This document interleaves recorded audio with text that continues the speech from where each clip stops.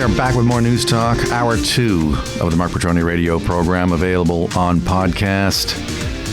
Well, the swamp strikes back with John Bolton, the former National Security Advisor, I believe. Was he, Miles? That was his role, I believe. If I'm not mistaken, that's what he was doing for Trump. He was also in the George W. Bush administration.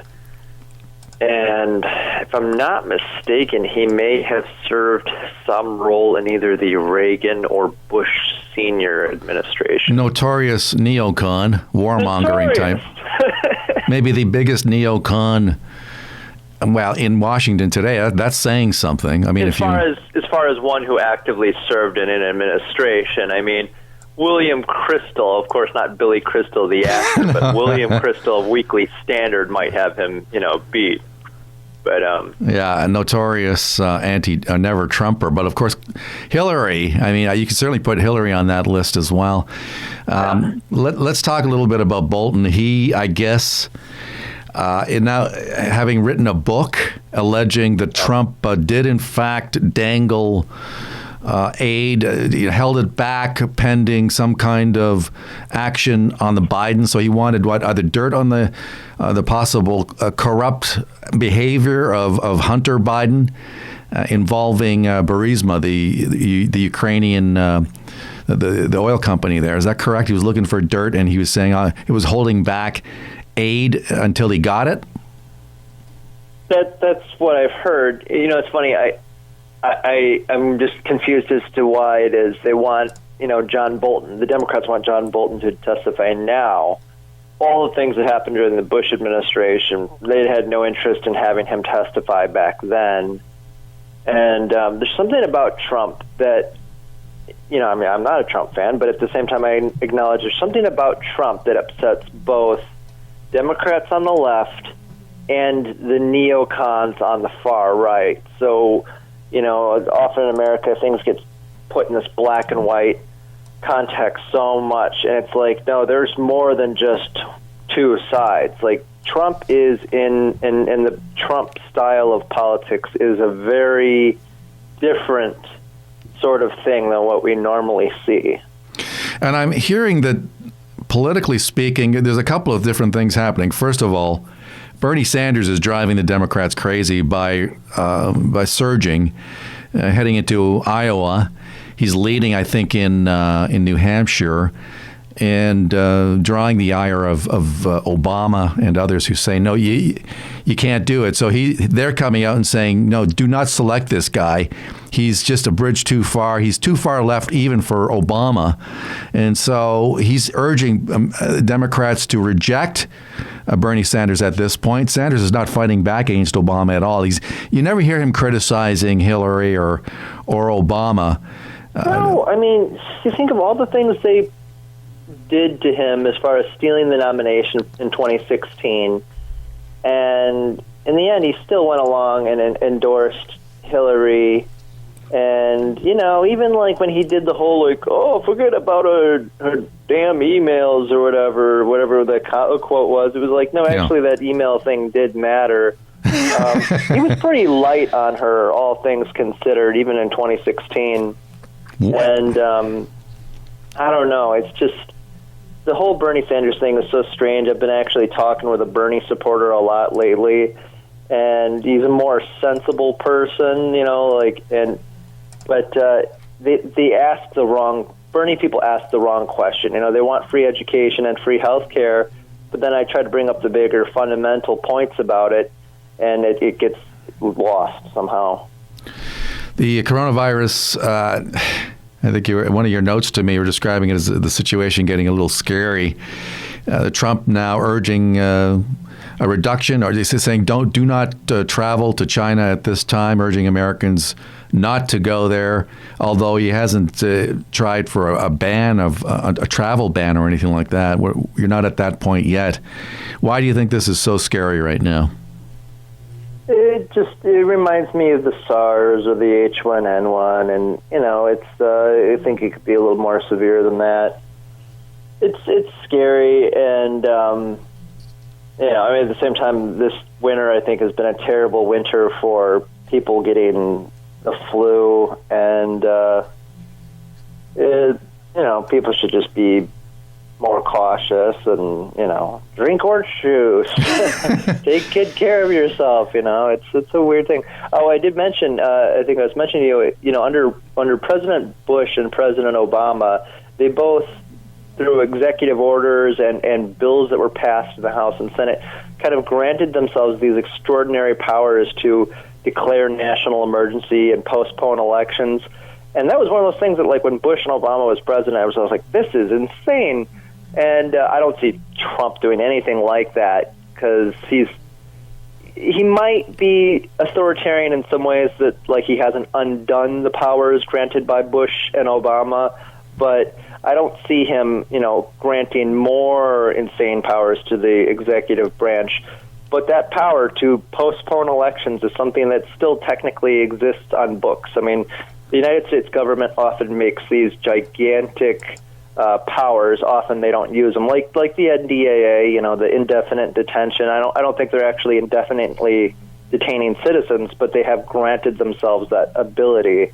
And it's crazy. Right now, all these anti-Trump people should be realizing, like, oh, he could actually postpone an entire 2020 election if he wanted to, because of stuff passed by Democrats and Republicans for the last 16 years. Really? Well, it's day 6 of the trial, and I guess Dershowitz has spoken. He's got a pretty high-powered legal team here behind him, but he's also facing a few of the rhino types, the Mitt Romneys, who are now open to bringing in Bolton as a witness and so forth. How ticklish could this get for the president, do you think? I mean, I've said it before, I said it again. I mean, in the end, the impeachment trial will backfire. I mean, nobody's watching it. Americans are just as apathetic as they were in 2016. I mean, great, they've gotten all the kids 14 to 17 really riled up into politics. Like, that's not going to equal any votes. I mean, I'm so sick of this thing in America where it's like, oh, look, these kids are having a protest. And I mean, hey, I was protesting when I was a teenager. I mean, we should definitely cover it when kids are having a protest. But at the same time, I'm not going to look to somebody who hasn't gone to school for serious advice on economics and the environment and so forth. And I am concerned about the environment. I'm not going to listen to little kids on environmental issues or gun control, and they have no facts behind it. But I'm kind of going off on a tangent. But this whole impeachment thing, it's not going anywhere. Americans aren't paying attention. Americans don't even know, like I said before, Americans don't even know who is running for president. There are 12 Democrats left. There are actually 3 Republicans. I mean, 2 Republicans besides Trump. You could ask 100 Americans, and I bet you'd only have 10 of them that could actually be really informed on all these different simple issues. They should be aware of who's running and what's going on with impeachment. And I bet if I went around downtown Madison and filmed and told people that Trump had been impeached and that he's officially out of office, they'd probably believe me, because that's how uninformed they are of the process of how this works. Mike Bloomberg surging a bit. One poll had him at number 4. It's insane. Is it just the sheer cash that he's thrown into this thing and ads, and he's just carpet bombed the airwaves with anti-Trump ads and pro-Mike Bloomberg ads? I mean, yeah. Like I just said, I mean, people are really uninformed of the history of these politicians too. So it's like, most people, especially outside of New York, wouldn't connect Mike Bloomberg to stop and frisk. Wouldn't connect Mike Bloomberg to the draconian policies that were done during Occupy Wall Street, or the fact that he banned certain size soda, which, yeah, you shouldn't gulp a giant soda, but that's your right to, get diabetes if you want to. I mean, that's, he was a terrible mayor, and he's putting all this money in. It's kind of funny how Steyer, I think, is, put in probably around the same amount of money, or if not more, and Steyer's not going anywhere.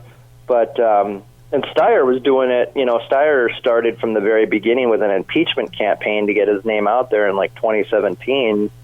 Bloomberg is just awful. And, really, it's like if Mussolini was alive today and running as a Democrat and had as many commercials going on, people would be like, oh, this Mussolini guy, at least he's not Trump, it just shows anybody can run as a Democrat.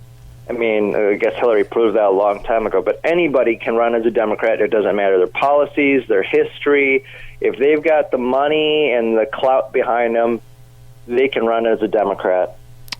Yeah, they could probably still throw Michael Avenatti out there, and who knows? Although he's, I forgot to mention. I should mention this earlier. Mike Pence is actually in Madison today. What's he doing? Are you going to go visit him? Are you going to? I'm not going anywhere near the Capitol today. Apparently, that's the thing too. He's at the Capitol, which is just like I heard that. I was like, you got to be kidding me. We never thought we'd see anything like Trump or Pence at the state Capitol. He's apparently there for a pro-charter school event, which I have mixed feelings on charter schools. I'm actually could be in support of them if there's no cronyism involved. In the way it goes in Wisconsin, it's like former politicians become the lobbyists for these charter school groups, and that's how they get passed, and it's a very shady situation. But the Pence is there at the Capitol, and literally probably about as we speak, and I can't even imagine how crazy the protests are. It's before 10 o'clock here, so you're only going to have maybe 100, 200 people that show up, I imagine. But you're going to have a lot of crazy protesters, that's for sure. Yeah, Madison is a pretty blue city, but Wisconsin went with Trump in 2020. Are you hearing much buzz around? It's just one of those states that when I saw that Wisconsin went with Trump, I figured it's over. If the GOP, the Republicans, can win a state like Wisconsin, then the blue wall has collapsed. They also took Michigan. Are you getting much sense that we're in an election year that those states could go with Trump again? Okay, so Wisconsin was blue for a very long time, and then Scott Walker ran and won 2010, 2012 recall, 2014 re-election. 2018, there were actually 6 candidates for governor. Only the Democrat and Republican got any coverage. There was a Green, a Libertarian, some guy for what he called the Wisconsin Party, and another independent candidate. The 4 non-Democrat Republican candidates got no coverage, weren't allowed in the debates. And the Democrat Tony Evers, who he's very lame, I'll just leave it at that, he won with about 48% of the vote. So, 2020, I definitely see Trump very, very, very likely winning the state of Wisconsin. I was going to say, Madison's not exactly blue. Madison's red, but not in the Republican way. It's more like communist, socialist, some progressives, some Democrats. It's a weird mixture, and it's one of those kind of PC cultures where you got to be with everybody 100% of the way, and so you are not accepted. Bernie has supporters in Madison. Bernie would have quite a few supporters there in Madison. Bernie Sanders. Bernie Sanders has the kind of supporters that are all about Bernie, but as soon as someone like Hillary Clinton becomes the nomination, they get behind her. Last question. Is Hillary still going to, pull a stunt at the end and then run? Is she waiting for Bernie to pull ahead? And then if it looks like Biden is not going to be the guy, she's going to say, all right, we can't have this. I'm going in. I doubt it at this point. Heck, they got Michael Bloomberg if they really need that corporate hack. But, she's kind of like Beetlejuice. If you say her name 3 times in a row, she'll appear. Miles, thank you so much, man. Appreciate this, as always. No problem. From Wisconsin International Radio. Check that site out. It's Miles Christen coming to us from Madison, Wisconsin. Going to take a quick time out.